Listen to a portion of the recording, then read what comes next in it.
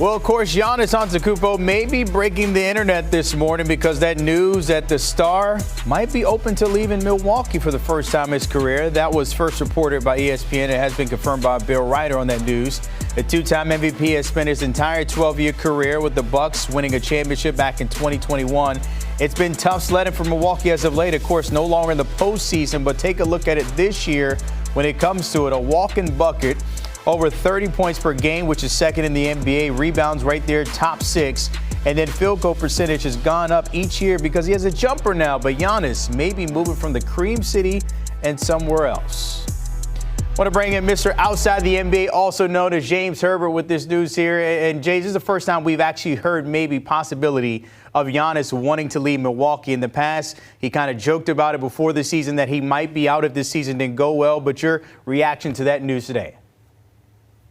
Yeah, I mean, I think it's expected. I think the moment that Damian Lillard went down with that injury that's going to keep him out for probably the majority of next season too, you sort of knew the writing was on the wall. I think even before that, going into this season, going into these playoffs, you knew the Bucks would sort of have to make a case through their play that this is a place where Giannis could win another championship. Now, the short-term prospects in Milwaukee are looking much worse. The medium to long-term prospects are looking really rough too. So I wasn't shocked to see this kind of reporting come out today. Now, this doesn't indicate that Giannis has decided he's definitely out, but it indicates that he is thinking about his options, which I think is the only rational thing to do if you are a superstar in your prime and not the beginning of your prime either, as Giannis is. Taking a look at it, of course, this was the postseason run since that championship in 21. Of course, 2022, the East semifinals. And then first round, the Heat and Pacers got them twice there. James, I'm curious, possible landing spots where we could see Giannis if he is no longer there in Milwaukee. What do you have?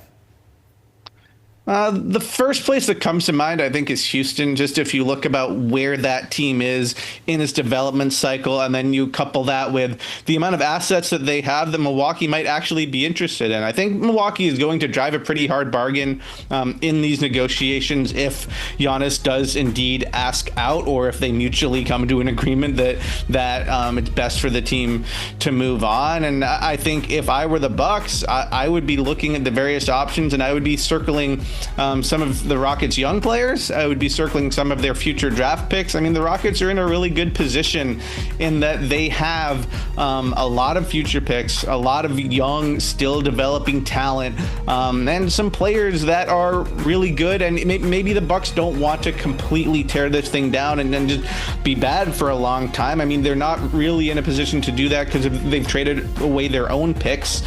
So I think the Rockets are a natural trading partner. Does that mean that the Rockets and the Bucks will agree on what a fair price is for Giannis? Like, not necessarily. I mean, there's a lot of questions to be answered in the offseason, but that's the first place my mind goes when talking about a potential destination for Giannis, because I think also if you look at Houston, this is a team that, as young as it is trying to compete right now. And I think what we saw in this postseason in the series against the Warriors is the Rockets do still need an injection of some talent, probably from outside of the organization. I mean, offensively, they're not near where they need to be to really compete for a championship. Yeah, there was conversation even during the postseason that maybe Kevin Durant may be on their wish list this offseason. We'll see how that pans out as well. But let's stay in Texas. San Antonio, you already have Wemby. You have your big there, and also your point guard of the future, De'Aaron Fox. Is that a possible place too with the Spurs?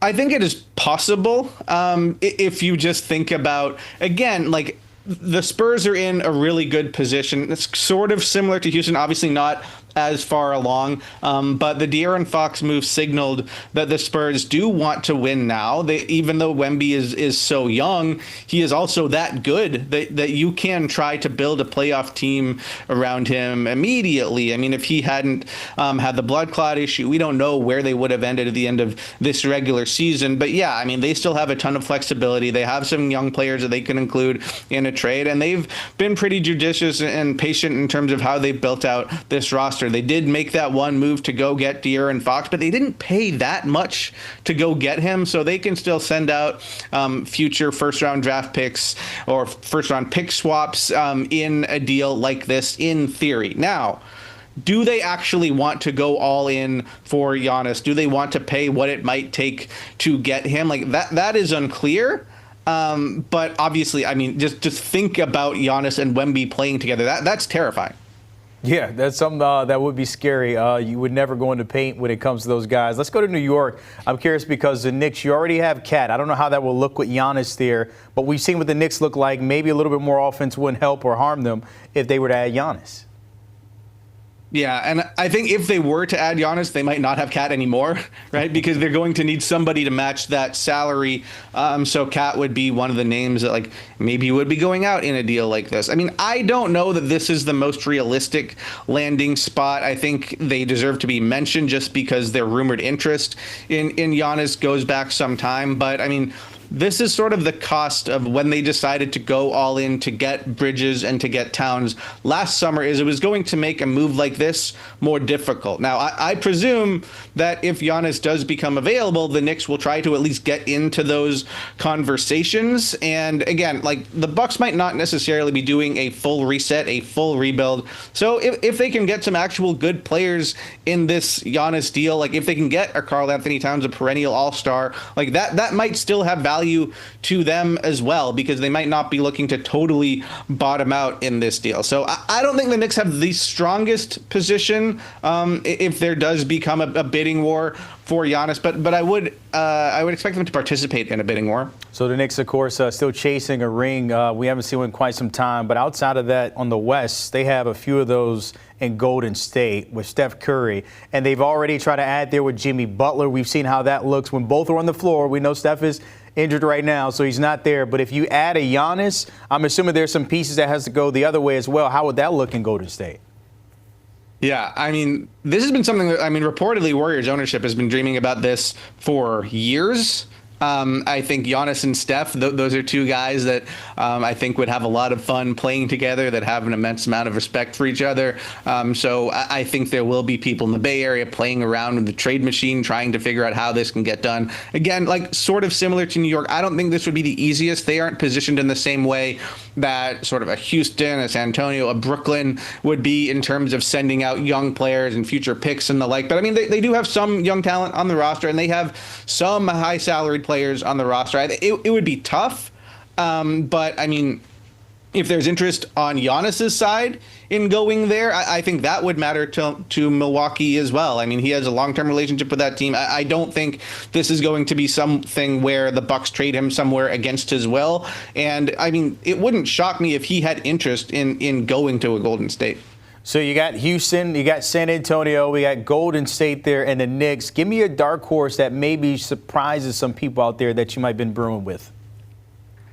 I don't know if it'll shock people because they have been mentioned, but the one team I haven't mentioned so far is the Nets, at least in detail. The Nets have positioned themselves through their various sort of teardown moves over the past couple of years to have just a ton of draft picks that they own and can offer up in a trade like this. And if the Bucks are looking to maximize their draft pick return, like that's where they could look.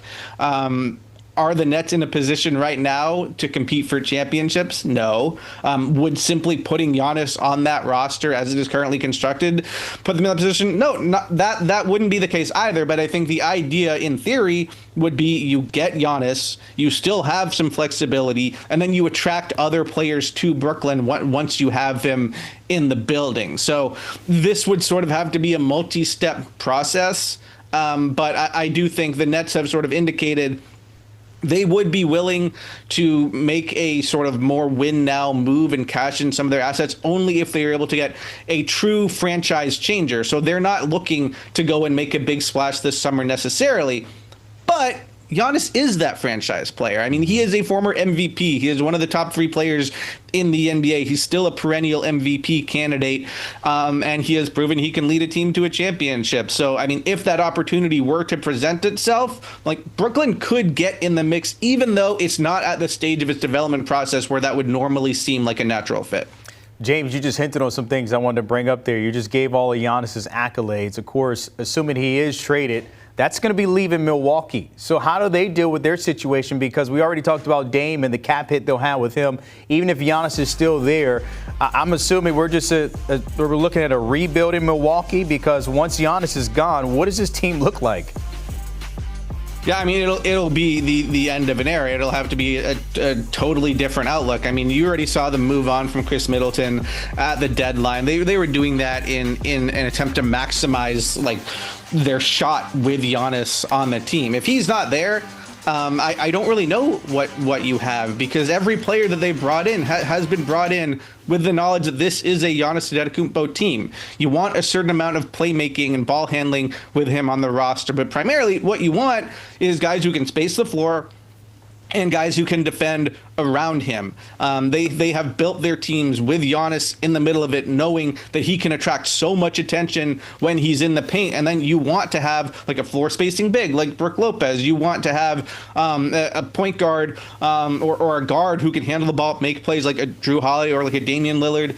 Now you want another wing who can make stuff happen like Middleton, but you also want kind of versatile guys that don't need the ball in their hands. If he's not there, like they kind of don't have that star that everything else can revolve around. So they'll have to start over. I don't really know what it will look like. We'll have to see what the package is in return. But I mean, there are teams that when they trade a franchise guy, somebody who means that much to the organization, it takes years and years and years before they are able to find that next guy they can build everything around. I think ideally for Milwaukee, what you're able to accomplish with this trade is that you get somebody back for him. That's maybe it's a young player, maybe it's somebody who's a little bit more established, but who can form that new identity for you. If you get that guy and you say, I believe this guy, maybe he's only 22, 23 years old, maybe it's a high draft pick in this year's draft or something. We're going to have to see how the lottery shakes out tonight. But ideally, you get somebody else, and then you can think about building a whole team, a different type of team around that guy.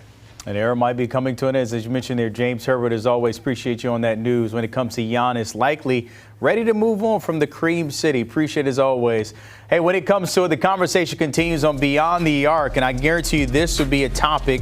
By the way, Giannis is one of 3 players in NBA history to average 30, 10, and 5. The other 2, some legends, Wilt and Oscar. So Giannis, of course, a part of that competition. But hey, if you ever want to listen to Beyond the Arc, tap in, see that QR code, use it.